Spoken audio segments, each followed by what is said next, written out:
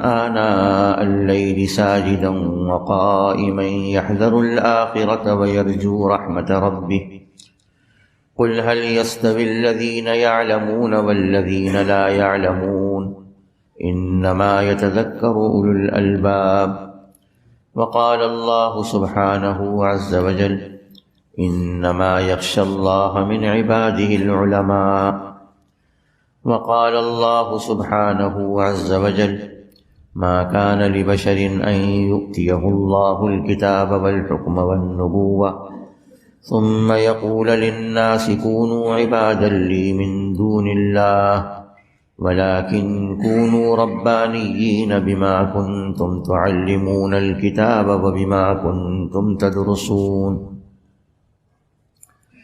وقال رسول الله صلى الله تعالى عليه وسلم نظر الله امرأ سمع مقالتي فحفظها ووعاها وأداها كما سمعها فرب مبلغ أوعى له من سامع وقال رسول الله صلى الله تعالى عليه وسلم اللهم ارحم خلفائي قيل ومن خلفاؤك يا رسول الله قال الذين يأتون من بعدي يروون أحاديثي ويعلمونها الناس وقال رسول الله صلى الله تعالى عليه وسلم بدأ هذا الدين غريبا وسيعود كما بدأ فطوبى للغرباء الذين يصلحون ما أفسد الناس وقال رسول الله صلى الله تعالى عليه وسلم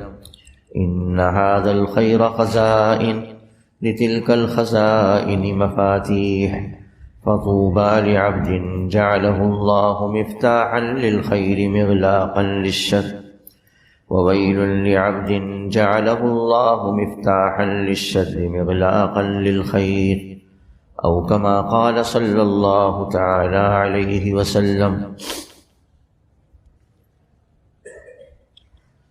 محترم علماء کرام، مشائخ عظام،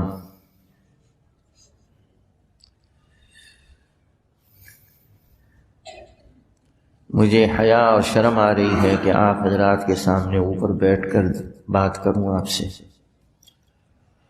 میں اتنا طالب علم ہوں، اپنے اکابر سے سنا ہوا سبق اپنے اساتذہ کو سنانا ہے۔ طالب علم استاد سے پڑھتا ہے، سبق سنتا ہے، پھر استاد ہی کو سبق سناتا ہے تاکہ جو غلطی ہو اس کی تصحیح ہو جائے۔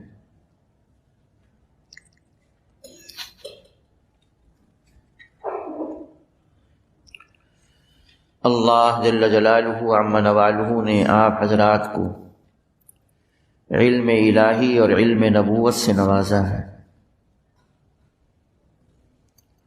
وہ علم جو اللہ کی ذات عالی سے نکلا، حضرت جبریل علیہ السلام کے واسطے سے حضرت محمد صلی اللہ تعالی علیہ وسلم کے قلب اطہر پر اترا۔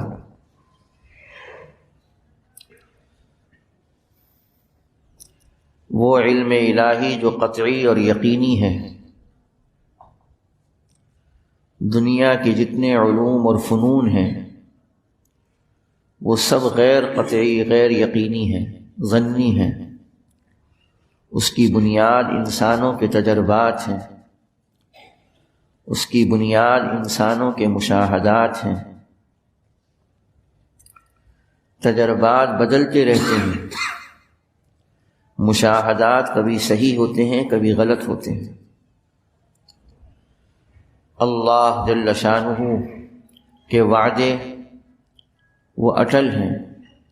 ان اللہ لا یخلف المیعاد ومن اصدق من اللہ قیلا ومن اصدق من اللہ حدیثا ومن اوفی بعہدہ من اللہ۔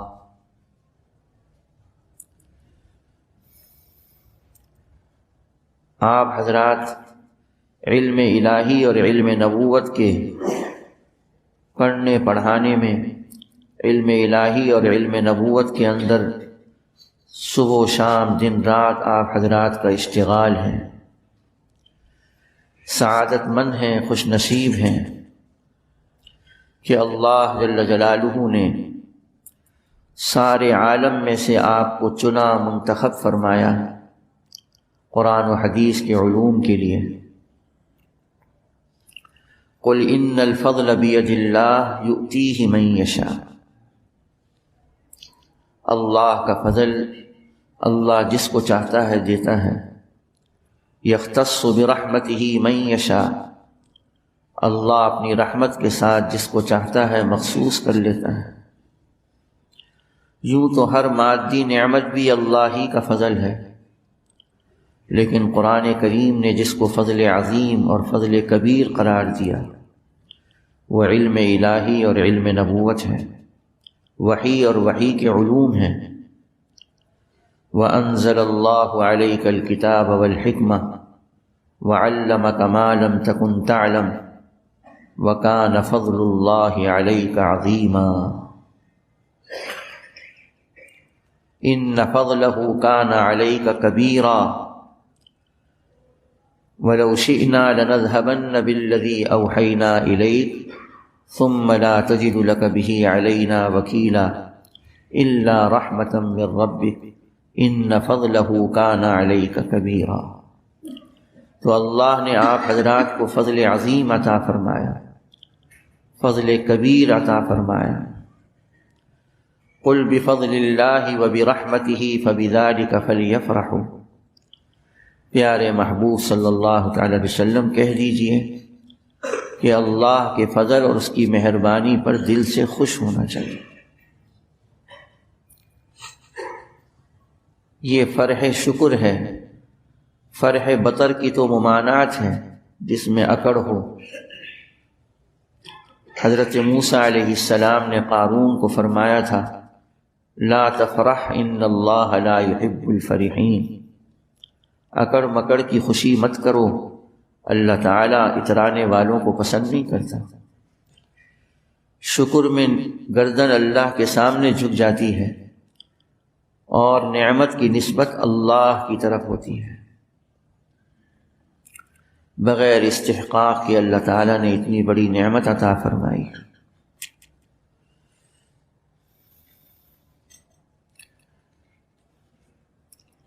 حضرت مولانا محمد یوسف نور اللہ مرقدہ فرماتے تھے بڑے سے بڑا مفسر قرآن کی تفسیر بتائے یا لکھے الف لام میم، اس کی تفسیر میں قول راجح کے مطابق کیا کہے گا، کیا لکھے گا؟ اللہ اعلم بمرادہ، میں نہیں جانتا، اللہ اس کی مراد کو زیادہ جانتا ہے۔ فرماتے تھے پہلے اپنی جہالت کا اقرار کروایا، کہو میں نہیں جانتا۔ جب انسان اپنی جہالت کا اقرار کرتا ہے اللہ اس پر علم کا دروازہ کھولتا ہے۔ پھر بتایا کہ اس علم الہی سے فائدہ کون اٹھائے گا؟ جس کے دل میں یقین ہوگا کہ یہ حق ہے، سچ ہے، اس میں ادنا تردد اور شک نہیں ہے۔ ذالک الکتاب لا ریب فیہ،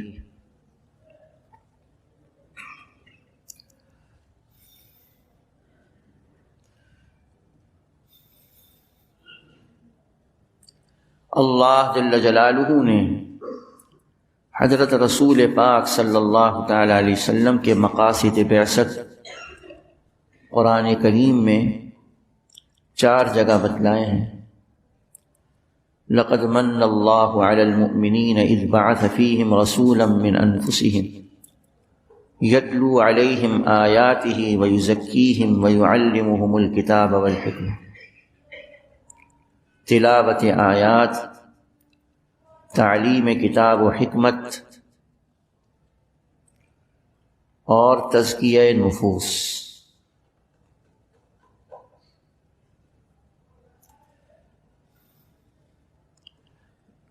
آپ حضرات اہل علم ہیں۔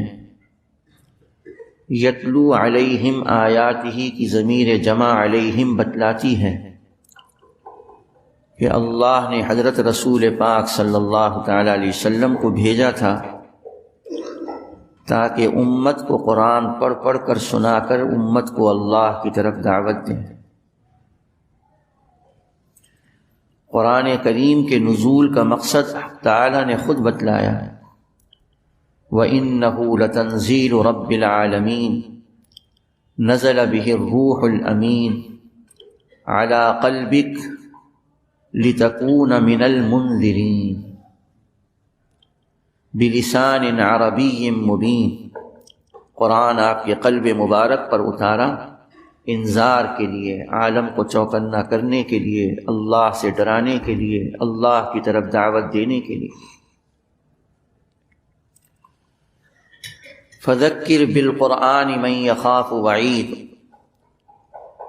وانذر به الذین یخافون ان یحشروا الی ربهم ھذا بلاغ للناس ولینذروا به وَلِيَعْلَمُوا أَنَّمَا هُوَ إِلَٰهٌ وَاحِدٌ۔ قرآن انسانیت کے نام اللہ کا پیغام ہے تاکہ عالم کو اس کے ذریعے سے چوکنا کیا جائے، اللہ کے عذاب سے ڈرایا جائے، اللہ کی طرف متوجہ کیا جائے، اللہ کی طرف دعوت دی جائے۔ چنانچہ نبی کریم صلی اللہ تعالی علیہ وسلم عربوں کو، مخاطبین اولین عرب تھے، ان کو قرآن پڑھ پڑھ کر سناتے تھے۔ اللہ کے محبوب کی زبان مبارک سے نکلا ہوا کلام، اللہ کا کلام دلوں پر اثر کرتا تھا۔ قرآن کے ذریعے سے آپ دعوت دیتے تھے۔ اللہ جل جلالہ نے آپ حضرات کے سینوں میں قرآن پاک رکھا۔ سارے عالم کو قرآن پڑھ پڑھ کر سنائیے اور سارے عالم کو اللہ کی طرف دعوت دیجیے۔ طفیل ابن عمر دوسی آئے، ان سے کہا گیا قریشی ایک نوجوان نعوذ باللہ ساحر ہے، اس کی بات جادو کی طرح اثر کرتی ہے، اس کی بات کو نہ سننا۔ کانوں میں روئی ٹھونس کر آئے، اور جب مسجد حرام میں نیچے اترنے لگے تو خیال آیا قوم کا سردار اور ایک شخص کے جادو سے اتنا ڈرتا ہے، سن تو صحیح کہ وہ کہتا کیا ہے۔ کانوں سے روئی کو نکالا، نبی کریم صلی اللہ تعالی علیہ وسلم بیت اللہ کے سامنے نماز میں قرآن پاک پڑھ رہے تھے۔ اللہ کا گھر ہو بیت اللہ، اللہ کے محبوب ہوں اور اللہ کا کلام زبان مبارک سے نکل رہا ہو، کیا اس کی چاشنی ہوگی، کیا لذت ہوگی۔ بیٹھ کر سنتے رہے سنتے رہے۔ آپ نماز سے فارغ ہو کر جلدی سے تشریف لے گئے، یہ پیچھے سے آپ کی طرف گئے۔ آپ ابھی گھر میں داخل ہونے والے تھے کہ پیچھے سے عرض کیا الی ما تدعو یا محمد، اے محمد صلی اللہ تعالی علیہ وسلم آپ کیا دعوت دیتے؟ آپ نے پیچھے مڑ کر دیکھا، اللہ کی وحدانیت کی دعوت دی۔ محمد صلی اللہ تعالی علیہ وسلم اپنی نبوت و رسالت کی دعوت دی۔ فوراً کلمہ پڑھ لیا۔ اب آپ ان کو کیا کام سپرد کر رہے ہیں؟ ان کا علم اتنا ہے کہ لا الہ الا اللہ محمد الرسول اللہ۔ آپ فرما رہے ہیں ارجع الی قومک وادعہم الی اللہ، اپنی قوم کے پاس جا کر اللہ کی طرف دعوت دو۔ یہ طفیل ابن عمر اپنے قبیلے دوست کی طرف گئے، پہاڑی علاقہ ہے، اور وہاں جا کر دعوت دینی شروع کی۔ لوگ ان کی دعوت کو قبول نہیں کر رہے، سن نہیں رہے۔ واپس آئے، یا رسول اللہ دعوت کوئی قبول کرتا نہیں ہے، آپ ہمارے قبیلے کے خلاف بد دعا کر دیں۔ صحابہ تھرا گئے کہ آپ کی بد دعا ہوگی، قبیلہ ہلاک ہوگا۔ آپ رحمت للعالمین تھے، آپ نے دعا فرمائی اللہم اہد دوسا وأت بہا، بخاری شریف میں اتنا ہے، بعض روایات میں وأت بہم مسلمین، اے اللہ قبیلہ دوست کو ہدایت دے دے اور ان کو مسلمان بنا کر لے آ۔ پھر بھیجا دعوت کے لیے، پھر گئے اپنی قوم پر محنت کی، یہاں تک کہ نبی کریم صلی اللہ تعالی علیہ وسلم کی ہجرت ہو گئی۔ ہجرت کو بھی 6 سال گزر گئے۔ 7ویں سال خیبر کے سال حضرت طفیل ابن عمر 80 گھرانوں کو لے کر نبی کریم صلی اللہ تعالی علیہ وسلم کی خدمت میں حاضر ہوئے، اور ان میں قیمتی ہیرا حضرت ابو ہریرہ رضی اللہ عنہ، اللہ تعالیٰ نے ان کو بھی ایمان اسلام سے مشرف فرمایا۔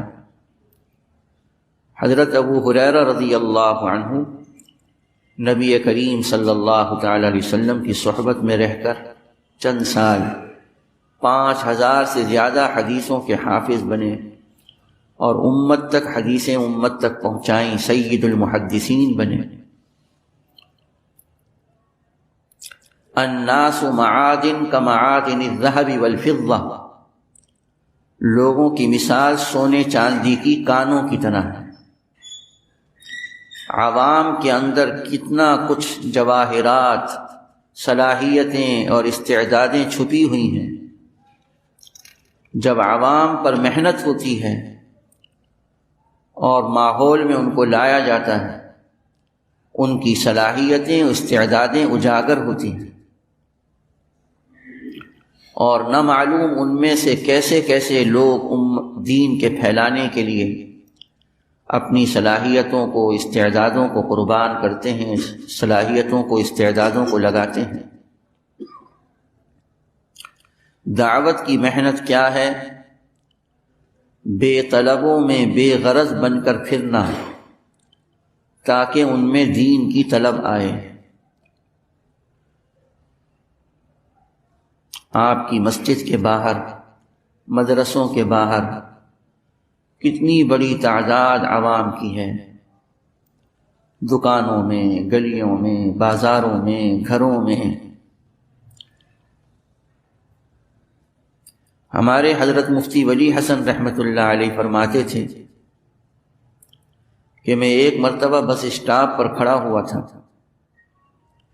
میں نے دیکھا ہزاروں کی تعداد میں لوگ بسوں میں، رکشوں میں، ٹیکسیوں میں، مختلف سواریوں میں جا رہے ہیں۔ کہاں جا رہے ہیں؟ معاش کے لیے، کوئی تجارت کے لیے، کوئی ملازمت کے لیے، کوئی مزدوری کے لیے، کوئی کسی کام کے لیے۔ دن بھر کما کر رات کو آتے ہیں، گھر میں سو جاتے ہیں۔ فرمانے لگے، میں سوچنے لگا، ہمارے پاس مدرسے میں آتے ہیں پڑھنے کے لیے، ان کو طلبہ کہتے ہیں جن میں دین کی طلب ہوتی ہے۔ ہماری لکھی ہوئی کتابیں وہ پڑھتے ہیں جن میں دین کی طلب ہوتی ہے، ہماری تقریریں وہ سنتے ہیں جن میں دین کی طلب ہوتی ہے، اور دارالافتاء میں وہ آتے ہیں جو مستفتی ہوتے ہیں، دین کی طلب، فتوے کی طلب لے کر آتے ہیں۔ لیکن یہ جم غفیر انسانیت کا، جن میں نہ دین کی طلب ہے، نہ کتابیں پڑھتے ہیں، نہ علماء کے مواعظ سنتے ہیں، نہ فتویٰ پوچھتے ہیں، ان پر کون محنت کرے؟ تو دل میں یہ بات آئی کہ یہ محنت، تبلیغ کی محنت ان پر ہو گئی۔ پھر دور حدیث کے طلباء کو نصیحت کی بخاری شریف کے ختم پر کہ سب کے سب ایک ایک سال تبلیغ میں لگاؤ تاکہ بے طلبوں میں محنت کرنے کا طریقہ سیکھیں۔ محترم علماء کرام، مشائخ اعظام، حضرت رسول پاک صلی اللہ تعالی علیہ وسلم کا پہلا مقصد بعثت یتلو علیہم آیاتہ، چنانچہ مصعب بن عمیر رضی اللہ عنہ مدینہ منورہ آئے، ان کو مقرئ قرآن کہا جاتا تھا، اور وہ قرآن پڑھ پڑھ کر سناتے تھے اور عرب قبیلے مسلمان ہوتے تھے، مدینے کی فتح قرآن کے ذریعے سے ہوئی تھی، مدینہ پاک کی فتح قرآن کے ذریعے سے ہوئی تھی۔ پھر جب دین کی طلب آتی ہے، پھر اگلا شعبہ حرکت میں آتا ہے، اگلا مقصد حرکت میں آتا ہے۔ جن میں دین کی طلب آئی وَيُعَلِّمُهُمُ الْكِتَابَ وَالْحِکْمَةَ، ان کو کتاب و حکمت سکھانا، یہ بھی ذمہ داری ہے۔ امت میں طلب پیدا کر کے چھوڑ دینا کافی نہیں، بلکہ طلب کو پورا کرنا بھی اس امت کی ذمہ داری ہے۔ چنانچہ حضرات صحابہ رضی اللہ عنہ اجمعین دعوت کے ذریعے سے ایمان میں، اسلام میں آئے، اور پھر آنے کے بعد کتاب و حکمت کو سیکھا نبی کریم صلی اللہ تعالی علیہ وسلم سے، اور امت کو سکھایا۔ دار ارقم میں صفا کے دامن میں جمع ہو رہے ہیں، جو وحی آپ پر آ رہی ہے آپ ان کو سنا رہے ہیں، اور انفرادی دعوت مکہ مکرمہ میں چل رہی ہے۔ پھر مدینہ منورہ میں مسجد نبوی کی کنکریوں پر بیٹھ کر حضرات صحابہ نے آپ سے علم الہ کو سیکھا، علم نبوت کو سیکھا۔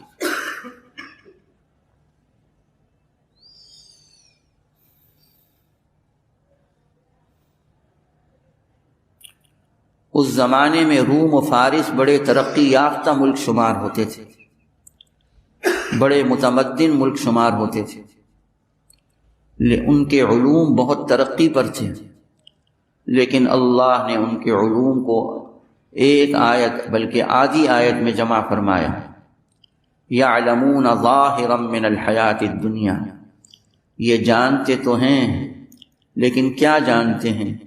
دنیا کی زندگی کا کچھ حصہ جانتے ہیں، کچھ دنیا کی زندگی کو جانتے ہیں، اور کچھ کا بھی ظاہر جانتے ہیں۔ یہ کل دنیا کے علوم کا حاصل ہے۔ دنیا کے جتنے علوم و فنون ہیں سب کے سب یعلمون ظاہرا من الحیات الدنیا۔ آپ مساجد میں، مدارس میں جن علوم کو پڑھا رہے ہیں وہ علوم آخرت ہیں، وَهُمْ عَنِ الْآخِرَةِ هُمْ غَافِلُونَ، آخرت سے یہ غافل ہیں۔ بَلِ ادَّارَكَ عِلْمُهُمْ فِي الْآخِرَةِ بَلْ هُمْ فِي شَكٍّ مِّنْهَا بَلْ هُمْ مِنْهَا عَمُونَ۔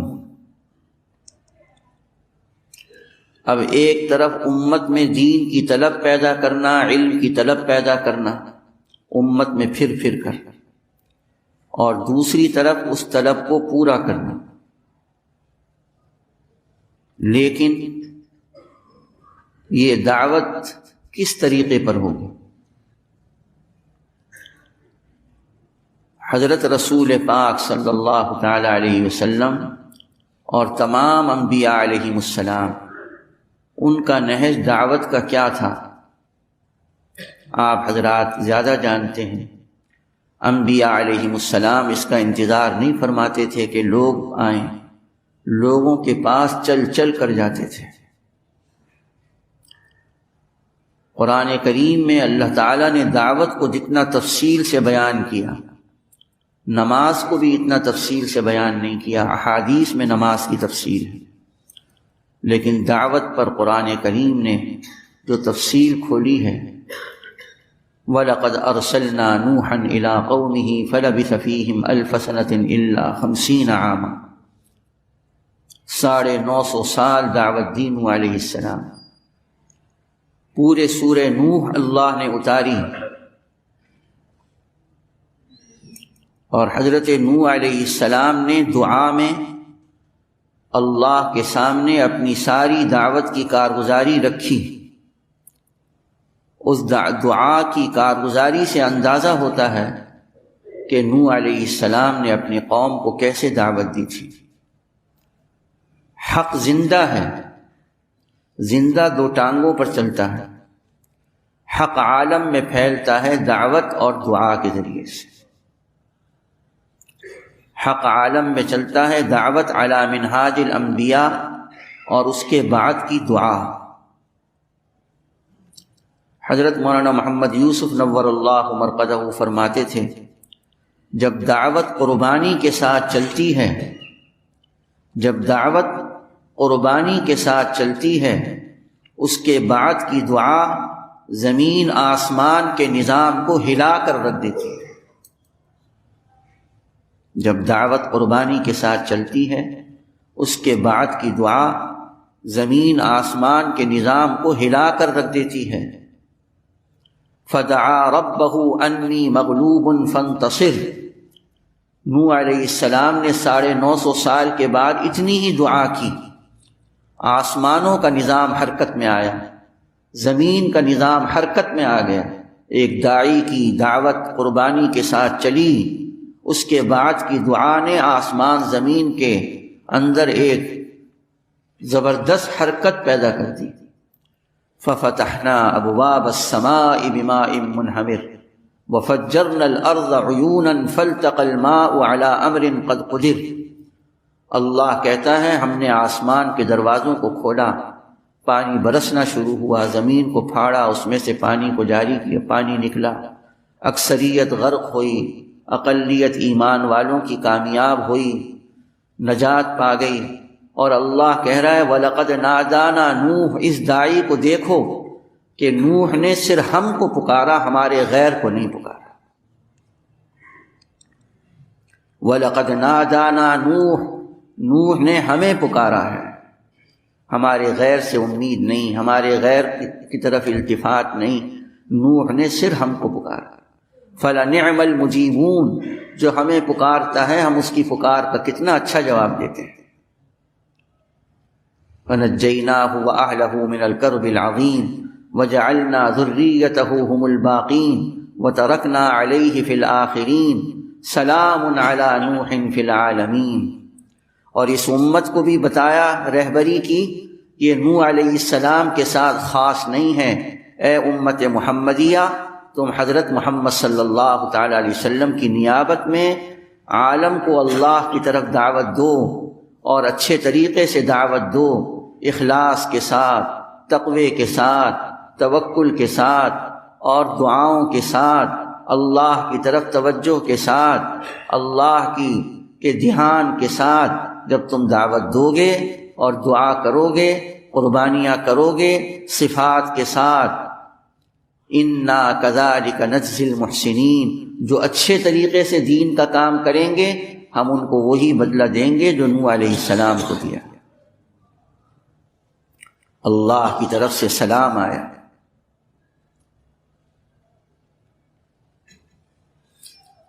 ہود علیہ السلام کی دعوت تفصیل سے قرآن میں مذکور، صالح علیہ السلام کی دعوت تفصیل سے قرآن میں مذکور۔ امتوں میں جو آخری فیصلہ اللہ کی طرف سے آیا ہے، آپ حضرات جانتے ہیں کہ وہ صرف اور صرف اور صرف دعوت انبیاء پر آیا ہے۔ فلما جاء امرنا نجینا ہودا والذین آمنوا ولما جاء امرنا نجینا شعیبا جگہ جگہ اللہ تعالیٰ فیصلے کی وجہ کیا بتلا رہا ہے کہ انبیاء کی دعوت جب انتہا کو پہنچی، اللہ کی طرف سے فیصلہ آ گیا۔ وَإِلَىٰ مَدْيَنَ أَخَاهُمْ شُعَيْبًا قَالَ يَا قَوْمِ اعْبُدُوا اللَّهَ مَا لَكُم مِّنْ إِلَٰهٍ غَيْرُهُ۔ شعیب علیہ السلام اپنی قوم کو دعوت دے رہے۔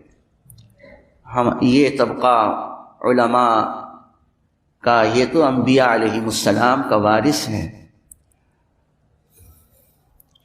انبیاء علیہ السلام نے جیسے دعوت دی،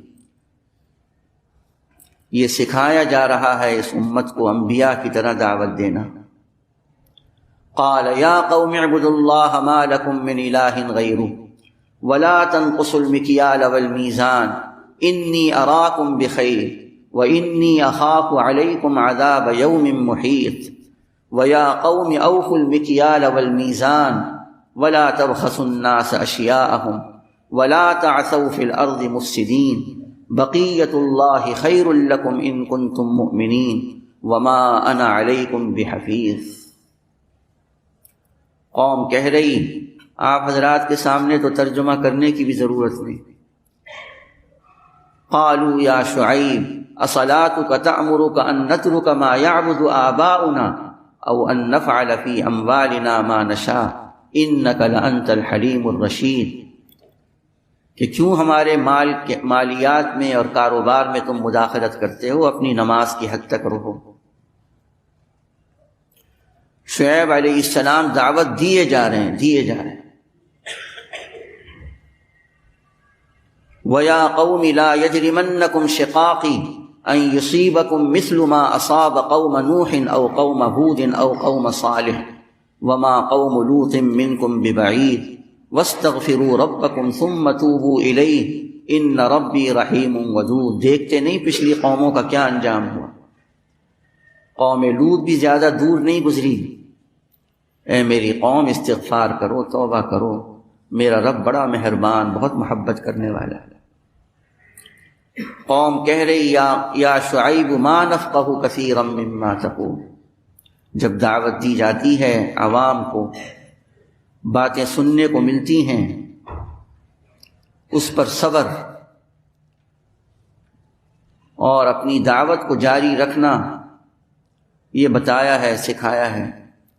یا شعیب ما نفقہ کثیرا مما تقول وَإِنَّا لَنَرَاكَ فِينَا ضَعِيفًا وَلَوْلَا رَهْطُكَ لَرَجَمْنَاكَ وَمَا أَنْتَ عَلَيْنَا بِعَزِيزٍ قَالَ يَا قَوْمِ أَرَهْطِي أَعَزُّ عَلَيْكُمْ مِنَ اللَّهِ وَاتَّخَذْتُمُوهُ وَرَاءَكُمْ ظِهْرِيًّا إِنَّ رَبِّي بِمَا تَعْمَلُونَ مُحِيطٌ۔ شعیب علیہ السلام دعوت دیے جا رہے ہیں۔ اللہ جل شانہ نے انبیاء علیہم السلام کی دعوت کو تفصیل سے ذکر کیا، لیکن کہیں یہ امت یہ کہہ سکتی تھی کہ وہ تو انبیاء تھے، دنیا میں آئے تھے دعوت کے لیے، بھیجے گئے تھے دعوت کے لیے، ثم ارسلنا رسلنا تترا ولکل قوم ہاد وَإِن مِّنْ أُمَّةٍ إِلَّا خَلَا فِيهَا نَذِيرٌ، ہم تو انبیاء نہیں ہیں۔ اللہ جل جلالہ نے غیر نبی کی دعوت کو بھی ذکر کیا، یہ بتلانے کے لیے کہ یہ دعوت انبیاء صرف انبیاء کی نہیں ہے، انبیاء کے متبعین کے لیے بھی ہے۔ فرعون کے خاندان کا ایک شخص جس کو قرآن نے رجل مؤمن کہا، وہ اپنی قوم کو سمجھا رہا ہے، دعوت دے رہا ہے، اور یہ سارا اس امت کی رہبری کے لیے ہے کہ دیکھو وہ غیر نبی ہے اور کیسے اپنی قوم کو سمجھا رہا ہے۔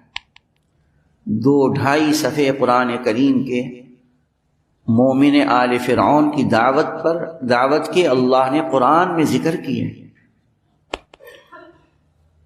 سوچنے کی بات ہے، اہم فرائض کی تفصیلات قرآن میں نہیں، اور دعوت کی اتنی تفصیلات قرآن میں ہیں۔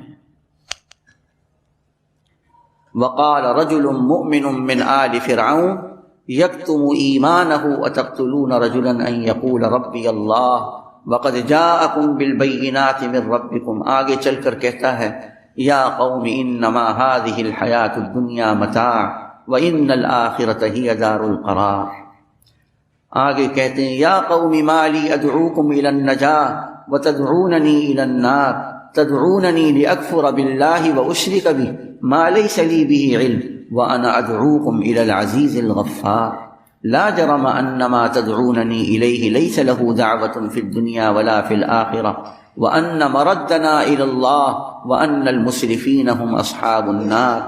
آخر میں یہ داعی کہتا ہے فستذکرون ما اقول لکم، آخر میں یہ داعی کہتا ہے فستذکرون ما اقول لکم، جو کہہ رہا ہوں عن قریب یاد کرو گے۔ وافوض امری الی اللہ ان اللہ بصیر بالعباد، میں اپنا معاملہ اللہ کے حوالے کرتا ہوں۔ 2 صفوں کی 2.5 صفوں کی دعوت مومن آل فرعون کی اللہ نے اس امت کو سکھانے کے لیے دی کہ یہ امت سیکھے، رہبری لے کہ انبیاء علیہم السلام اور انبیاء کے متبعین کیسے دعوت دیتے تھے۔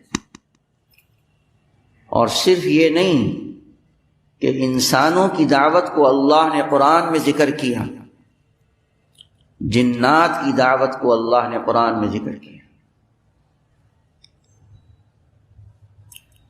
نبی کریم صلی اللہ تعالی علیہ وسلم کی بعثت ہوئی، شیاطین کا داخلہ آسمانوں پر بند کر دیا گیا، شیاطین میں آپس میں چرچے تذکرے ہوئے، وَأَنَّا لَمَسْنَا السَّمَاءَ فَوَجَدْنَاهَا مُلِئَتْ حَرَسًا شَدِيدًا وَشُهُبًا۔ کیا بات، کوئی بات پیش آئی، پورے عالم میں پھرے، رسول پاک صلی اللہ تعالی علیہ وسلم نماز میں قرآن پڑھ رہے تھے، نصیبین کی جنات کی جماعت آئی، آپ کے قرآن کو سن کر کہا ٹھہر جاؤ یہیں پر سنو۔ اللہ نے قرآن میں ذکر کیا وَإِذْ صَرَفْنَا إِلَيْكَ نَفَرًا مِّنَ الْجِنِّ يَسْتَمِعُونَ الْقُرْآنَ فَلَمَّا حَضَرُوا قَالُوا أَنصِتُوا، خاموشی سے دل لگا کر سنو۔ فَلَمَّا قُضِيَ، قرآن ضروری اجزاء کو ذکر کرتا ہے۔ جب آپ صلی اللہ تعالی علیہ وسلم کی دعوت سے فارغ ہوئے، قرآن سے پڑھنے سے فارغ ہوئے، نماز سے فارغ ہوئے، یہ اسلام میں داخل ہوئے، ایمان کو قبول کیا۔ اب آگے قرآن کیا ذکر کر رہا کہ اس جماعت نے کیا کیا؟ فَلَمَّا قُضِيَ وَلَّوْا إِلَىٰ قَوْمِهِمْ مُنذِرِينَ۔ اب یہ اپنی قوم کو دعوت دینے کے لیے جماعت جاری ہے، یہ بتلایا کہ جو ایمان لے آئے اس کا فوری کام یہ ہے کہ عالم کو اللہ کی طرف دعوت دے۔ جس کے دل میں ایمان ہو، حضرت محمد صلی اللہ تعالی علیہ وسلم کی امت میں ہو، اس کے ذمے ہے کہ دعوت دے۔ قالوا یا قومنا انا سمعنا کتابا انزل من بعد موسیٰ مصدقا لما بین یدیہ یہدی الی الحق وإلى طریق مستقیم یا قومنا اجیبوا داعی اللہ وآمنوا به یغفر لکم من ذنوبکم ویجرکم من عذاب علیم ومن لا یجب داعی اللہ فلیس بمعجز فی الارض ولیس له من دونہ اولیاء اولئک فی ضلال مبین۔ جنات ایمان لا کر اپنی قوم کے پاس دعوت دینے کے لیے جا رہے ہیں، قرآن نے ان کی دعوت کو بھی ذکر کیا۔ عجیب بات ہے۔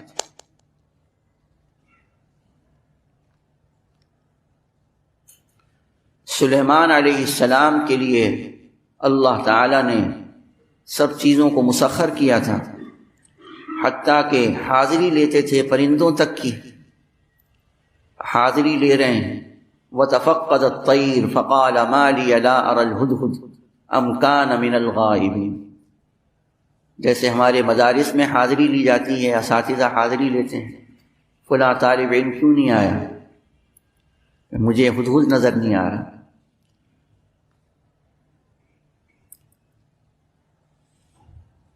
لَأُعَذِّبَنَّهُ عَذَابًا شَدِيدًا أَوْ لَأَذْبَحَنَّهُ أَوْ لَيَأْتِيَنِّي بِسُلْطَانٍ مُبِينٍ، یا تو معقول عذر پیش کرے ورنہ سزا کا مستحق۔ فَمَكَثَ غَيْرَ بَعِيدٍ فَقَالَ أَحَطتُ بِمَا لَمْ تُحِطْ بِهِ وَجِئْتُكَ مِنْ سَبَإٍ بِنَبَإٍ یقین۔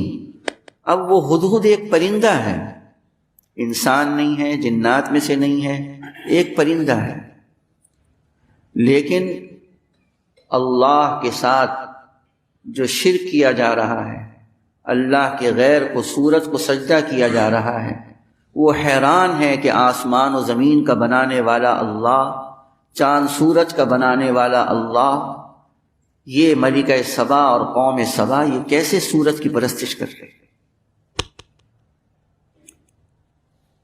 ایک پرندے کے اندر یہ احساس، اور آ کر سلیمان علیہ السلام کو کہہ رہا ہے ایسی خبر لایا ہوں آپ کو بھی نہیں معلوم۔ وجدتها وقومها يسجدون للشمس من دون اللہ، اللہ کو چھوڑ کر، عجیب بات ہے، اللہ کو چھوڑ کر یہ ملکہ سبا اور قوم سبا سورج کی پرستش کر رہی ہے، اللہ کی زمین پر، اللہ کے آسمان کے نیچے رہ کر، اللہ کی دی ہوئی روزی کو کھا کر یہ سورج کی پرستش کر رہی ہے۔ وجدتها وقومها يسجدون للشمس من دون اللہ.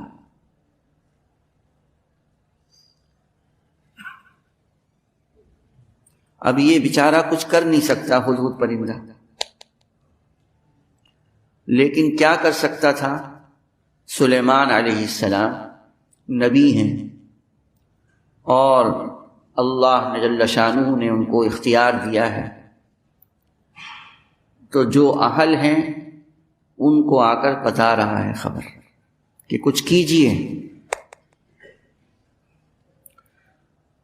سلیمان علیہ السلام نے نکالا قلم کاغذ اور لکھا خط ملکہ سبا کو، انہ من سلیمان و انہ بسم اللہ الرحمن الرحیم اللہ تعلوا علی واتونی مسلمین.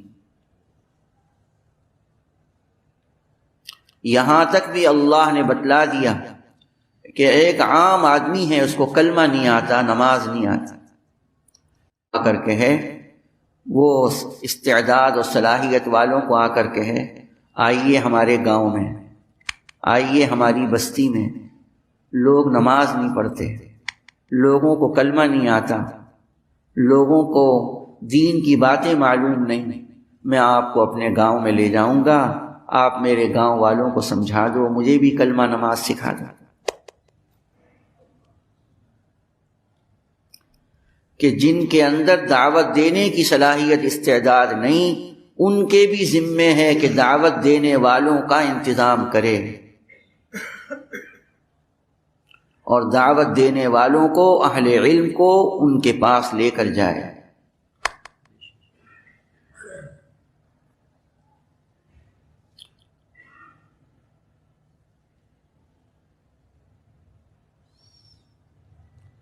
پھر انبیاء علیہم السلام جو دعوت دیتے ہیں وہ اس بات کا انتظار نہیں فرماتے کہ لوگ ان کے پاس آئیں، خود چل چل کر لوگوں کے پاس آئیں. خاتم الانبیاء سید الانبیاء تاجدار مدینہ جناب محمد الرسول اللہ صلی اللہ علیہ وسلم، اللہ کے محبوب، اللہ کے لاڈلے، مکے کی گلیوں میں پھر رہے ہیں، منا کے خیموں میں پھر رہے ہیں، بازار عکاظ اور بازار ذی المجنہ میں پھر رہے ہیں، جہاں مویشی اور جانور بک رہے ہیں اور رش لگا ہوا ہے، خرید و فروخت ہو رہی ہے، ایسی بھیڑ میں جمع ہو کر خاتم الانبیاء سید الانبیاء حضرت محمد صلی اللہ تعالی علیہ وسلم دعوت دے. منا کے حج کے موسم میں ایک ایک خیمے میں جا رہے ہیں. من یأوینی من ینصرنی حتی ابلغ رسالت ربی ولہ الجنہ، کون ہے جو مجھ کو ٹھکانہ دے، کون ہے جو میری مدد کرے تاکہ میں اپنے اللہ کا پیغام انسانوں تک پہنچاؤں.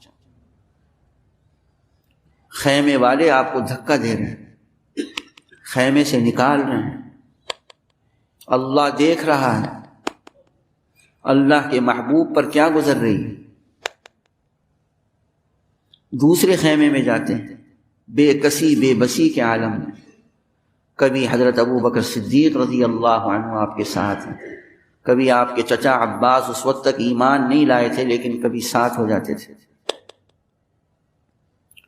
ایک بدبخت اونٹنی کو پونچا مارتا ہے، اونٹنی بھدکتی ہے، آپ گر جاتے ہیں، غبار جھاڑ کر پھر اونٹنی پر بیٹھ کر پھر دعوت دیتے ہیں.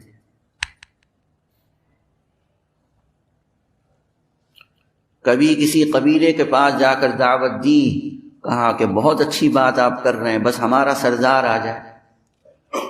آپ انتظار میں امید لگا کر بیٹھ گئے.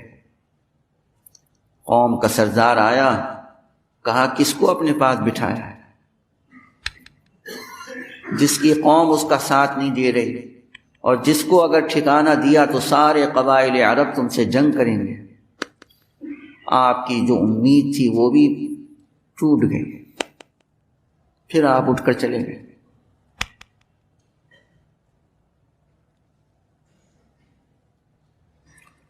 مکہ مکرمہ سے طائف آپ جا رہے ہیں. ایک عالم تھے ان سے عرض کیا ہے جماعتیں پیدل نکلتی ہیں. کہنے لگے پیدل کی کیا ضرورت؟ اللہ نے سواریاں دیں، جہاز دیے، کشتیاں دیں، بسیں دیں. تو علماء کا تو ادب ہوتا ہے دعا کی درخواست کی.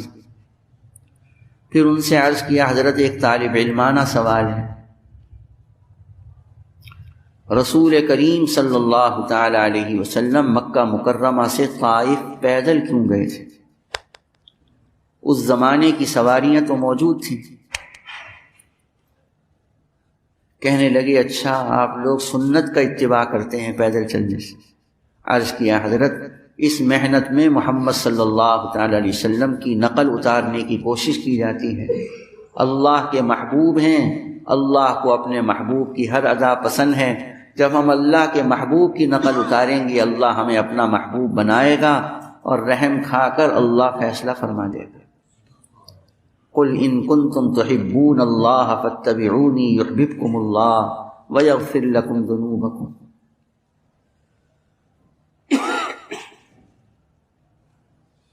یہ بات نہیں کہ آپ کے پاس وسائل نہیں تھے، آپ کے پاس اسباب نہیں تھے. ایک مرتبہ رسول کریم صلی اللہ تعالی علیہ وسلم نے اپنا فاقہ ظاہر کیا. اے جبریل 3 دن سے ایک لقمہ پیٹ میں نہیں گیا. اذ سمعت حدۃ علی السماء، آسمان پر دھماکے کی آواز آئی. حضرت جبریل نے عرض کیا اللہ نے وہ فرشتہ اتارا ہے جو اس سے پہلے کبھی نہیں آیا. اتنے میں وہ فرشتہ زمین پر کہا اللہ نے مجھے آپ کی طرف بھیجا ہے چابیاں دے کر، اور یہ اختیار دیا ہے عبدن نبیہ ام ملکن نبیہ، عبدیت والی نبوت کو پسند کرو یا بادشاہت والی نبوت. اب بتلائیے اس سے بڑھ کر کیا وسائل ہوں گے کہ اللہ کی طرف سے اختیار آیا ہے. حضرت جبریل علیہ السلام نے اشارہ کیا فاشار جبریل الی الخفض، آپ نے فرمایا عبدن نبیہ. حالانکہ ظاہر کے اعتبار سے اگر آپ ملکن نبیہ پسند کر لیتے تو بے کسی بے بسی کے ساتھ ہجرت نہ کرنی پڑتی، اور ہجرت کرتے وقت آپ مکے کی طرف بیت اللہ کی طرف مڑ مڑ کر دیکھ رہے ہیں اور رو رہے ہیں اور فرما رہے ہیں ما اطیبک من بلد واحبک الی ولولا ان قومی اخرجونی منک ما سکنت غیرک. اے مکہ کتنا محبوب شہر ہے، کتنا نورانی شہر ہے، کتنا خوشبودار شہر ہے. میری قوم نہ نکالتی تو تجھے چھوڑ کر نہ جاتا. حضرت انس رضی اللہ عنہ کہتے ہیں لما خرج رسول اللہ صلی اللہ تعالی علیہ وسلم من مکہ اظلم منها کل شیء، جب آپ مکے سے نکلے ہر چیز پر اندھیرا چھا گیا. وَإِذَا دَخَلَ الْمَدِينَ أَضَاءَ مِنْهَا كُلُّ شَيْءٍ، جب آپ مدینے میں داخل ہو رہے تھے ہر چیز پر اجالا، روشنی، خوشی تھی. کس طرح ہجرت کی اور کروائی صحابہ سے. عمارت جتنی طویل اور لمبی ہوتی ہے، ٹاور جتنا بلند بنایا جاتا ہے، اتنی اس کی بنیاد مضبوط کی جاتی ہے. صحابہ پر، مہاجرین پر قیامت تک اسلام کی تعمیر ہونی تھی. صحابہ سے بہت بڑی مہاجرین سے قربانی کروائی، اتنی بڑی قربانی کہ نسلی تجارت جو آباء و اجداد سے چلی آ رہی تھی اس کو چھوڑو. آباء و اجداد سے جو زمینیں چلی آ رہی تھیں، جائیدادیں، اس کو چھوڑو. آباء و اجداد کے جو گھر تھے ہمیشہ چلے آ رہے تھے اس کو چھوڑو. اپنے وطن کو، اور کتنے وقت کے لیے چھوڑو؟ 4 مہینے، سال کے لیے نہیں، ہمیشہ کے لیے چھوڑو. ہجرت مؤبدہ کروائی ان سے. جتنی بڑی بنیاد، بڑی عمارت کھڑی کرنی ہو اتنی بنیاد مضبوط کرنی ہوتی ہے. مہاجرین سے بہت بڑی قربانی لی گئی کہ قیامت تک اسلام کی تعمیر ہونی ہے. اور ہجرت کو ایسا فرض قرار دیا کہ اسلام کی شناخت اور پہچان یہی تھی. جو ہجرت نہ کرتا اس کے دین ایمان میں شک کیا جاتا.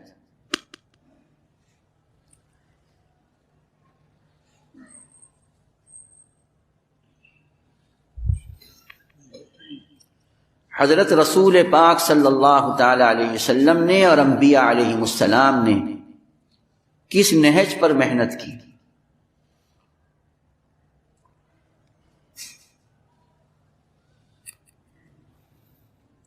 پہلے امت کو احکامات نہیں سنائے، اذان دعوت تامہ ہے، اللہم رب ہذہ الدعوۃ التامہ، اور یہ اذان دعوت کی ترتیب سکھاتی ہے کہ مؤذن شروع میں نہیں کہتا حی علی الصلاۃ، مؤذن کہتا ہے اللہ اکبر اللہ اکبر، اللہ کی عظمت کو بیان کرتا ہے، اللہ کی بڑائی کو بیان کرتا ہے۔ مدرسے کا ایک خادم طالب علم کو حکم کرے، وہ اس کی حکم کی طرف التفات نہیں کرتا، اس کے دل میں خادم کا ادب احترام نہیں ہے۔ استاذ کہے فوراً حکم پورا کرتا ہے، معتمم صاحب کہیں فوراً حکم پورا کرتا ہے۔ وَلِلَّهِ الْمَثَلُ الْأَعْلَى، عامر کی عظمت سے اس کے امر کی عظمت دل میں آتی ہے، جب امر کی عظمت دل میں آتی ہے امر کا پورا کرنا آسان ہو جاتا ہے۔ اللہ اکبر اللہ اکبر۔ حضرت رسول پاک صلی اللہ تعالی علیہ وسلم کو جو حکم دیا گیا، یا ایھا المدثر قم فانذر وربک فکبر، اپنے رب ہی کی عظمت کو بیان کر۔ سب سے پہلے امت کا ایمان مضبوط، ادنا درجے کا ایمان جو انسان کو فرائض پر کھڑا کر دے، جو انسان کو حرام سے بچا دے، یہ ایمان کا ادنا درجہ ہے۔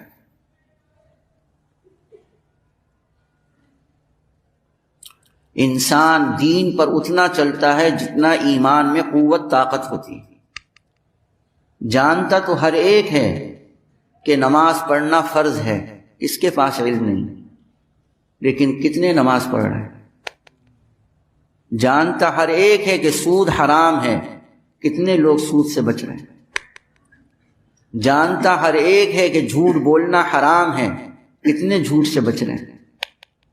جانتا ہر ایک ہے خیانت حرام ہے، کتنے خیانت سے بچ رہے ہیں؟ فرائض کا علم لوگوں کو فرائض پر کھڑا نہیں کر رہا، حرام کا علم لوگوں کو حرام سے نہیں بچا رہا۔ جانتا کون نہیں ہے کہ غیبت حرام ہے، کتنے غیبت سے بچ رہے ہیں؟ محرمات کا علم محرمات سے بچا نہیں رہا۔ معلوم ہوا کہ کوئی اور طاقت ہے جو انسان کو فرائض پر کھڑا کرتی ہے، دین پر کھڑا کرتی ہے، حرام سے بچاتی ہے، وہ ہے ایمان کی طاقت۔ انبیاء علیہ السلام پہلے محنت کر کے ایمان کی طاقت پیدا کرتے ہیں۔ امہات العقائد پہلے مضبوط ہو جائیں امت کی۔ آج امہات العقائد امت کے کمزور ہیں، اسی لیے اعمال کی روح نکلی ہوئی ہے، اعمال کی جان نکلی ہوئی ہے، اعمال کی طاقت نکلی ہوئی ہے، اعمال پر امت اٹھ نہیں رہی۔ وہ امہات العقائد سب سے پہلے ایمان باللہ، اللہ پر ایسا ایمان کہ اللہ کے غیر کا یقین دل سے نکل جائے، اللہ کے ما سوا کا یقین دل سے نکل جائے۔ لوگ کہتے ہیں کہ آج دنیا نے بڑی ترقی کی اور ہواؤں میں اڑنے لگے، سمندروں میں غوطے کھانے لگے اور جدید انکشافات ہونے لگے۔ اللہ جل شانہ نے قرآن کریم میں حضرت ابراہیم علیہ السلام کے متعلق فرمایا ہزاروں سال پہلے، وَكَذَلِكَ نُرِي إِبْرَاهِيمَ مَلَكُوتَ السَّمَاوَاتِ وَالْأَرْضِ۔ ابراہیم علیہ السلام کو ساتوں آسمان کھول کر دکھلائے گئے۔ تفسیروں میں ہے فُرِجَتْ لَهُ السَّمَاوَاتُ السَّبْعُ فُرِجَتْ لَهُ الْأَرْضُونَ السَّبْعُ، ساتوں آسمان کھول کر دکھلائے گئے۔ جیسے کتاب کے مطالعے میں انسان ایک ایک صفحے کو پڑھتا ہے کھول کھول کر، ابراہیم علیہ السلام کو ساتوں آسمان، اس کے خزانے، اس کی طاقتیں، اس کے اندر کی مخلوقات دکھلائی گئی۔ ساتوں زمینیں، اس کے اندر کی طاقتیں، اس کے اندر کی مخلوقات دکھلائی گئی۔ سب کچھ کو دیکھا، بہت تفصیل سے دیکھا۔ آج کے سائنسدان، آج کے مادہ پرست، وہ تو جانتے ہی نہیں آسمان کیا ہے، اس کا نظام کیا ہے، اس کی مخلوقات کیا ہیں، اس کی طاقت کیا ہے۔ اور یہ تو تاریخی قصہ نہیں، یہ تو قرآن ہے۔ ذالک الکتاب لا ریب فیہ، یہ بتلایا ہے کہ آج کے ترقی یافتہ لوگوں کی ترقیات سے متاثر نہ ہونا، یہ چیزیں تو ہم نے اپنے انبیاء کو بہت ہزاروں سال پہلے دی تھیں، دکھائی تھی۔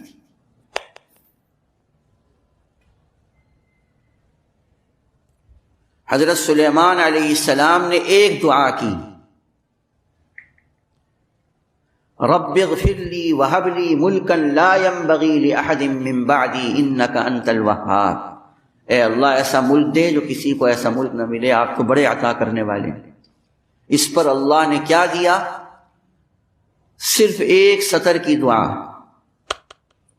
فسخرنا له الریح تجری بامرہ رخاء حیث اصاب والشیاطین کل بناء وغواص وآخرین مقرنین فی الاصفاد ھذا عطاؤنا فامنن او امسک بغیر حساب وَلِسُلَيْمَانَ الرِّيحَ غُدُوُّهَا شَهْرٌ وَرَوَاحُهَا شَهْرٌ وَأَسَلْنَا لَهُ عَيْنَ الْقِطْرِ۔ آپ کے یہ جہاز تو بڑے پیک ہوتے ہیں، شیشے بند ہوتے ہیں، تیار ہوتا ہے، مہندسین ہوتے ہیں، پٹرول ہوتا ہے، کیا کیا آلات ہوتے ہیں، اور وہ سب کچھ آلات اور یہ سارا نظام ایک چل کر پھر جہاز کو اڑایا جاتا ہے، اور وہ بھی اللہ ہی نے دل دماغ دیا، اللہ ہی نے انسان کو بنایا۔ اللہ خالق کل شیء، اللہ ہر چیز کا بنانے والا ہے۔ لیکن ہزاروں سال پہلے سلیمان علیہ السلام کے لیے اللہ نے ہوا کو مسخر کیا۔ کھلے تخت پر حضرت سلیمان علیہ السلام لاکھوں کو لے کر بیٹھ رہے ہیں، اور اس تخت سے کابل ایک مہینے کی مسافت ایک صبح، ایک مہینے کی مسافت ایک شام میں طے کر رہے ہیں۔ وَلِسُلَيْمَانَ الرِّيحَ غُدُوُّهَا شَهْرٌ وَرَوَاحُهَا شَهْرٌ۔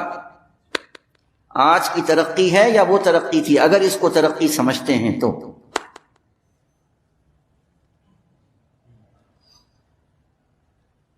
وَأَسَلْنَا لَهُ عَيْنَ الْقِطْرِ، صنائے یمن سے 3 دن 3 رات کی مسافت پگھلے ہوئے تانبے کی نہر کو چلا دیا، اس سے نکال رہے ہیں، جو چاہ رہے ہیں بنا رہے ہیں۔ اور اس کارخانے میں کیا کچھ بن رہا ہے؟ یعملون له ما یشاء من محاریب وتماثیل وجفان کالجواب وقدور الراسیات۔ اللہ نے بتلایا جس ملک کو، جس سلطنت کو، جن چیزوں کو تم بہت بڑا سمجھتے ہو، بہت بڑا سمجھتے ہو، وہ تو ہم نے اپنے نبی سلیمان کو ایک سطر کی دعا پر دے دیا تھا۔ اس سے متاثر نہ ہونا، جو دنیا میں جو کچھ انکشافات ترقیات ہو رہی ہیں اس سے متاثر نہ ہو۔ اللہ نے جو علم الہ اور علم نبوت اور دعوت کی طاقت اور دین کی طاقت، ایمان کی طاقت دی، وہ بہت بڑی ہے۔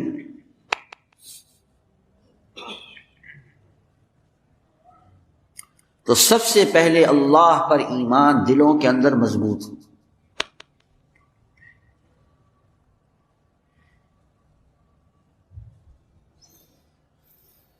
اس کے بعد دوسرا، فرشتوں پر یقین۔ حضرت مولانا یوسف صاحب رحمۃ اللہ علیہ فرماتے تھے، جو اپنے اکابر سے سنا، کہ ظاہری نظاموں کا یقین دل سے نکلے، اللہ کے غیبی نظام کا یقین دل میں آئے، یہ ہے ایمان بالملائکہ۔ ظاہری نظاموں کا یقین نکلے، غیبی نظام کا یقین آئے، جو اللہ فرشتوں کے ذریعے سے چلا ہے۔ کرامن کاتبین یعلمون ما تفعلون لہ معقبات من بین یدیہ ومن خلفہ یحفظونہ من امر اللہ۔ آسمان بھرا ہے فرشتوں سے، ما علی السماء موضع شبر ولا موضع قدم ولا کف الا وفیہ ملک قائم او راکع او ساجد۔ ایک بالش، ایک ہتھیلی اتنی جگہ نہیں جہاں کوئی فرشتہ نہ ہو، اور اللہ کا غیبی نظام چل رہا۔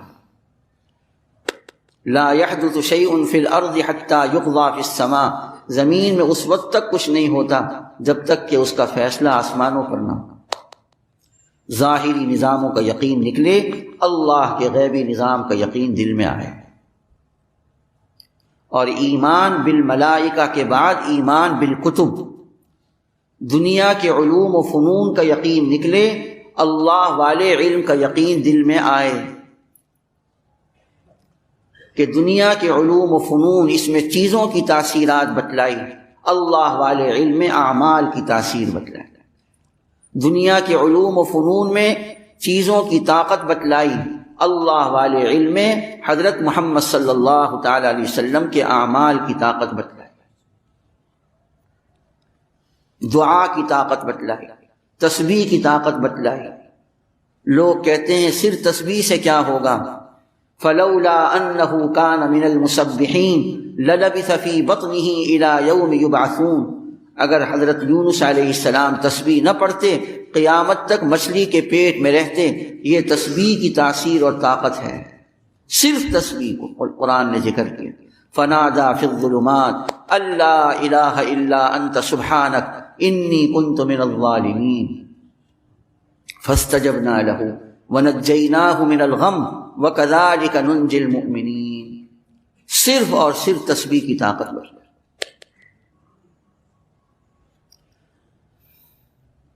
جبلہ بن ایہم غسانی کے پاس جب صحابہ گئے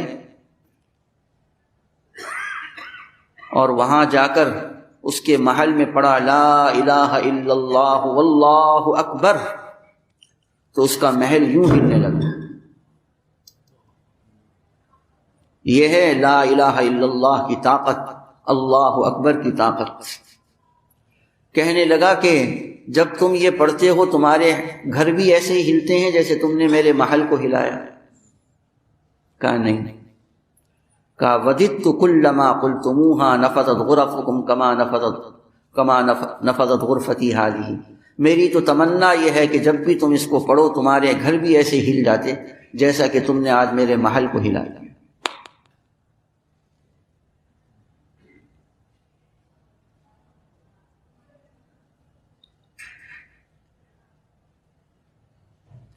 اللہ کے غیبی نظام کا یقین آئے، اللہ کے علم کا یقین آئے، علم الہی کا یقین آئے، علم نبوت کا یقین آئے، جس میں اعمال کی طاقت کو بتلایا، دعا کی طاقت کو بتلایا، نماز کی طاقت کو بتلایا، ذکر کی طاقت کو بتلایا، تقوی کی تاثیر کو بتلایا، نماز کی تاثیر کو بتلایا، روزے کی تاثیر کو بتلایا۔ کتب علیکم الصیام کما کتب علی الذین من قبلکم، اس روزے سے آئے گا تقوی لعلکم تتقون، تقوی کی تاثیر بتلائی۔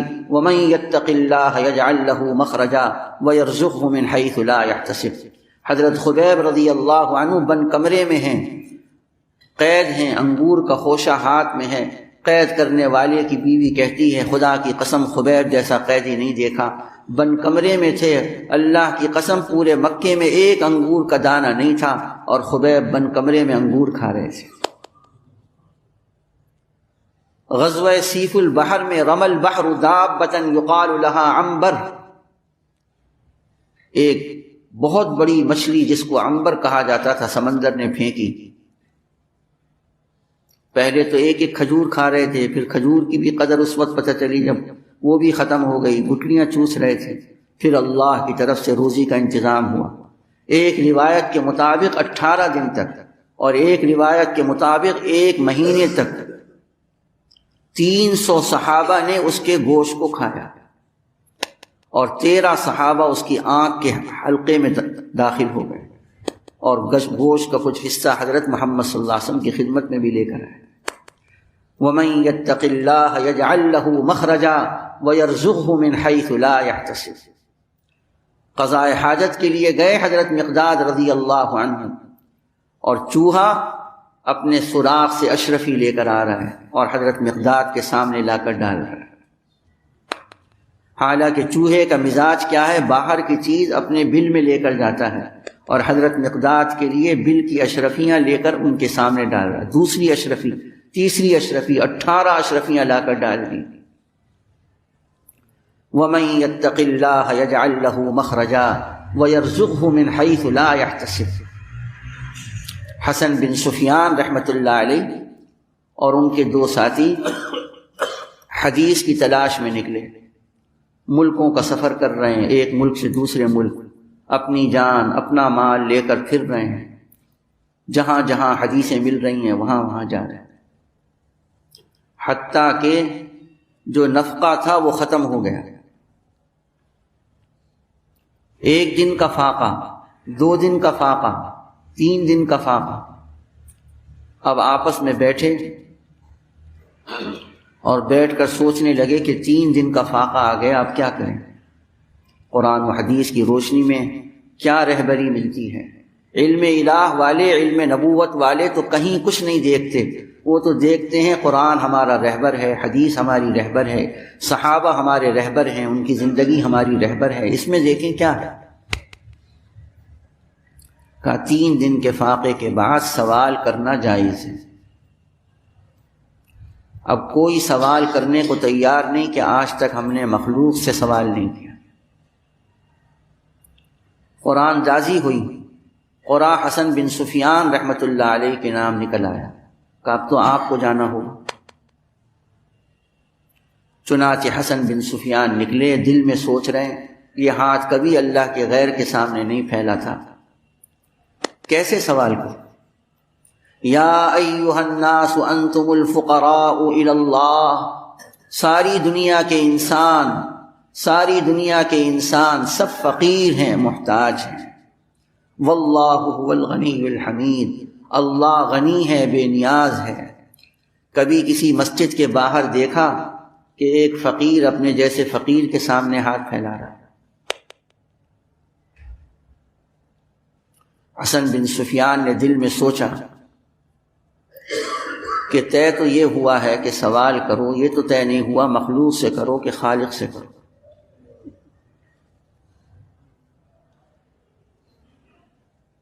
یہ تو اپنی ذات کے لیے سوال تھا نا، باقی رہا کہ مدارس کے لیے، مساجد کے لیے، تو وہ تو ایک اجتماعی چیز ہے، وہ تو اپنی ذات کے لیے نہیں ہے۔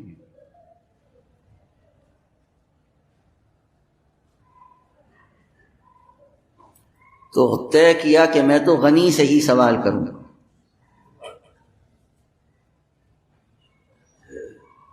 سیدھا چلے گئے مسجد، وہاں وضو کیا، نماز پڑھی، نماز کے بعد دعا کی، دعا کرتے رہے یہاں تک کہ ایک شخص مسجد کے دروازے پر آیا آواز دیتا ہوا، این حسن بن سفیان و اصحابہ، حسن بن سفیان ان کے ساتھی کہاں ہیں؟ یہ دعا سے فارغ ہوئے، اشرفیوں کی تھیلی اس نے دی کہ بادشاہ وقت نے بھجوائی ہے، اور یہ کہا ہے کہ کل اس سے زیادہ ہدیے لے کر آیا۔ یہ سمجھ گئے اللہ کی طرف سے مدد آئی ہے، لیکن پوچھا آیا ہم تو اجنبی مسافر ہیں اس شہر میں، بادشاہ کو ہماری کیسے خبر ہو؟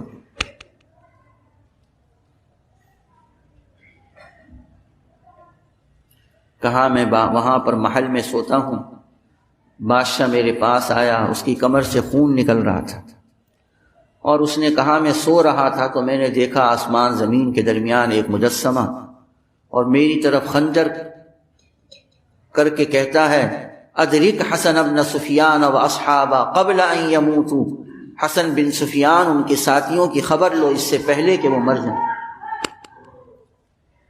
میں گھبرا کر اٹھا اور اٹھ کر پھر لیٹ گیا، پھر نیند آ گئی تو دیکھا چھت کے اوپر آ گیا، کہہ رہا ہے ادرک حسن بن سفیان و اصحابہ قبل ان یموتوا، حسن بن سفیان ان کے ساتھیوں کی خبر لو اس سے پہلے کہ وہ مر جائیں۔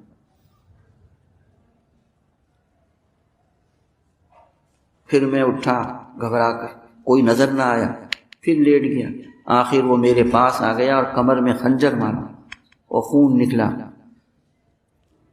میں نے کہا کہاں ہیں حسن بن سفیان؟ ان کے ساتھی کہا فلاں مسجد میں وہ دعا میں لگے۔ تو بادشاہ کے پاس جو اس وقت اشرفیاں تھیں یہ دی ہیں، کل اس سے زیادہ لے کر آیا۔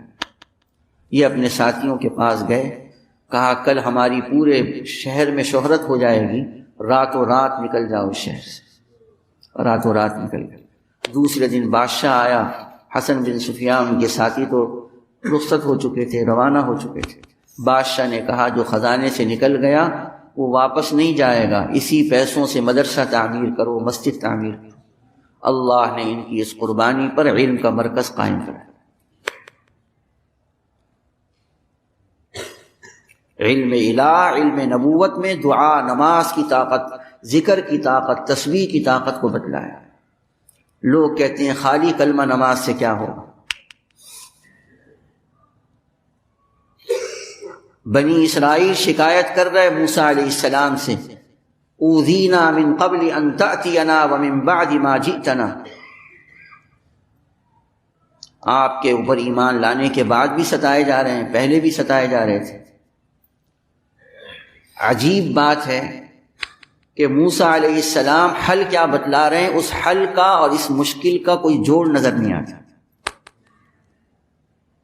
یا قوم ان کنتم آمنتم باللہ فعلیہ توکلوا ان کنتم مسلمین، تمہارے اندر اسلام ایمان تو ہے لیکن کمزور ہے۔ فرعون کے پاس جو کچھ ہے اس کا یقین دل سے نکالو، جو کچھ ہے اس کا خوف دل سے نکالو، فرعون کے پاس جو کچھ ہے اس کی امید دل سے نکالو، اللہ ہی پر بھروسہ کرو، فعلی اللہ توکلوا ان کنتم مسلمین۔ اپنا ایمان تیار کرو، ایمان میں حقیقت پیدا کرو۔ یہ قرآن نے موسیٰ علیہ السلام کا قول ذکر کیا جو اللہ کی وحی سے انہوں نے اپنی قوم کو بتلایا تھا۔ وہ شکایت کر رہے ہیں اوذینا من قبل ان تأتینا ومن بعد ما جئتنا، اور موسیٰ علیہ السلام کہہ رہے ہیں ایمان تیار کرو۔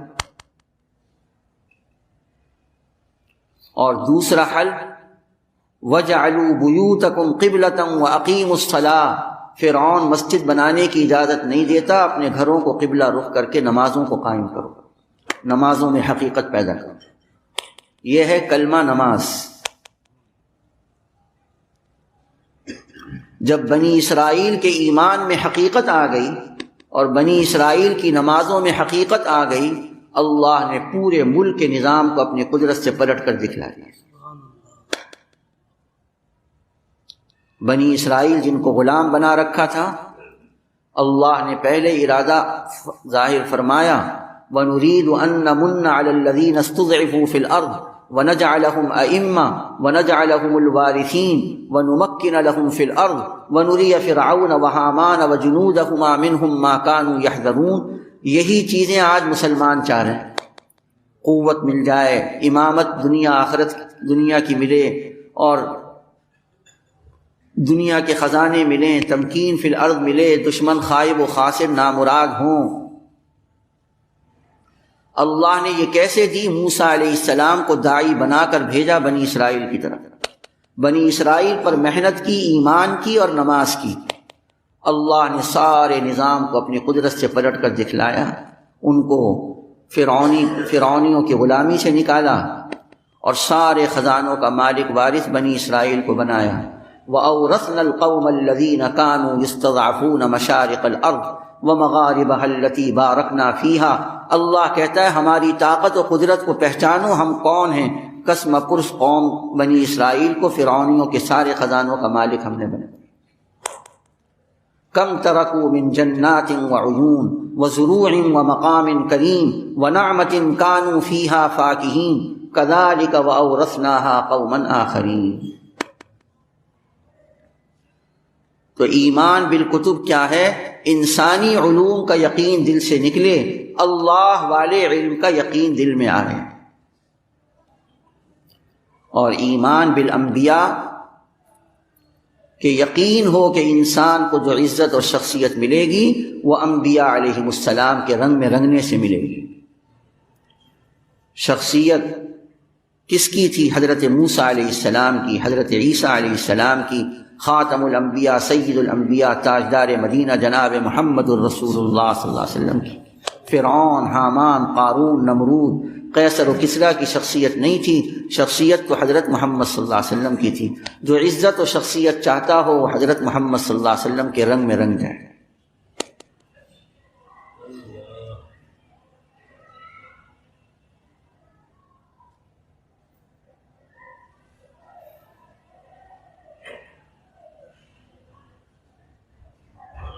جن کا پسینہ مبارک بھی مشک سے زیادہ خوشبودار تھا، حضرت ام سلیم رضی اللہ عنہا آپ کے پسینے مبارک کو قیلولہ کے وقت اپنی عطردانی میں لے رہی ہیں، جمع کر رہی ہیں۔ حضرت انس رضی اللہ عنہ کے پاس وہ عطردانی آئی۔ آخر من مات بالبصرہ، حضرت انس رضی اللہ عنہ کا انتقال اخیر میں بصرے میں ہوا۔ وصیت فرمائی جب میرا انتقال ہو جائے اس پسینے مبارک کو میرے بدن اور کفن پر چھڑکنا۔ جب چھڑکا گیا مشک کی طرح خوشبو پھوٹی۔ جن کا پسینہ مبارک خوشبودار ہو ان کے اعمال سنتیں کتنی خوشبودار ہیں۔ حضرت انس رضی اللہ عنہ کہتے ہیں کہ جس بچے کے سر پر آپ ہاتھ رکھ لیتے تھے وہ بچہ سارے بچوں میں اس خوشبو سے پہچانا جاتا تھا جو اس کے سر سے پھوٹتی تھی۔ حضرت ام سلمہ رضی اللہ عنہا کہتی ہیں جب آپ کا وصال ہوا آپ کے سینے مبارک پر ہاتھ رکھا، خدا کی قسم کتنے دنوں تک ان ہاتھوں کو دھوتی رہی، ہاتھوں سے کھاتی رہی، وہ خوشبو ہاتھ سے نہیں جاتی تھی۔ یہ آپ کی روح مبارک سے خوشبو نکلتی تھی۔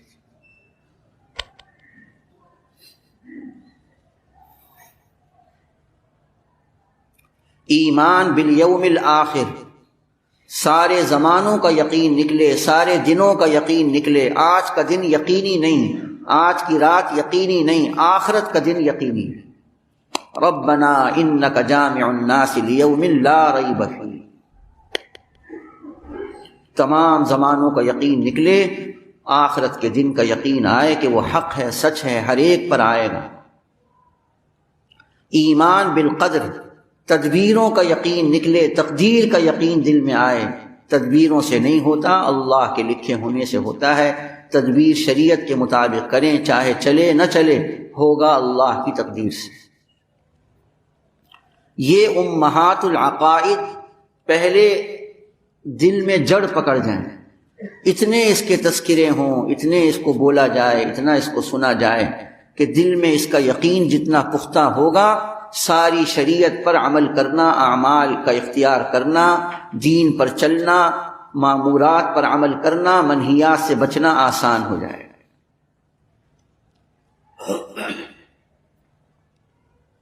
تو دعوت کی محنت انبیاء علیہم الصلوات والتسلیمات کی ترتیب پر۔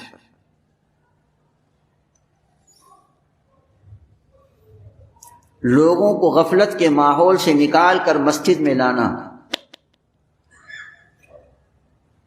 جیسے مسجد نبوی 24 گھنٹے آباد تھی، ہر مسجد مسجد نبوی کے نمونے پر، اور ہر شہر مدینہ منورہ کے نمونے پر آئے۔ تاجر تجارت کے مسائل آپ سے سیکھیں، ملازم ملازمت کے مسائل سیکھیں، کاشتکار کاشتکاری کے مسائل آپ سے سیکھیں۔ اس کے لیے آپ حضرات سے عاجزانہ درخواست ہے، جن حضرات کے سال نہیں لگے وہ حضرات سال سال کے لیے فرمائیں، جن حضرات کے سال لگ گئے وہ عرب ملکوں میں سال کے لیے ارشاد فرمائیں۔ جزاک اللہ خیر۔ اللہ پاک ہم سب کو اور تمام امت مسلمہ کو علم سیکھنے اور سکھانے کی توفیق عطا فرمائے۔ اللہ پاک ہم سب کو کہنے اور سننے سے زیادہ عمل کرنے کی توفیق عطا فرمائے۔ اللہ پاک ہم سب کے سروں پہ علماء حق کا سایہ دیر تک قائم اور دائم رکھے، آمین یا رب العالمین۔ السلام علیکم ورحمۃ اللہ وبرکاتہ۔ دوستو، آخری میں چھوٹی سی گزارش کی چینل کو سبسکرائب کرنا نہ بھولیں اور اپنے دوستوں میں شیئر کرنا بھی نہ بھولیں انشاءاللہ تعالی۔ جزاک اللہ۔